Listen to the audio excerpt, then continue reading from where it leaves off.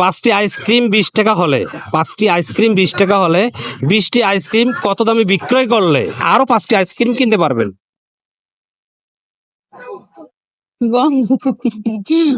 প্রশ্নটা বুঝতে পারছেন? বুঝেন নাই? মনে করেন 5টি আইসক্রিম 20 টাকা দিয়ে কিনছেন, 5টি আইসক্রিম 20 টাকা দামে কিনছেন। কয়টা আইসক্রিম? 5টা আইসক্রিম। কয় টাকা? 20 টাকা। তাহলে 20টি আইসক্রিম এই কত দামে বিক্রি করতে পারলে আরো 5টি আইসক্রিম আপনি কিনতে পারবেন?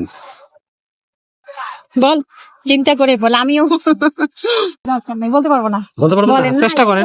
না, এখন আর আপনি 5টা আইসক্রিম 20 টাকা দিয়ে কিনছেন, 5টা আইসক্রিম 20 টাকা দিয়ে কিনছেন, এই 20টি আইসক্রিম বিক্রি করলেন, বিক্রি করলে লাভ হবে। এই লাভের টাকা দিয়ে তাহলে কয়টি আইসক্রিম কিনতে পারবেন?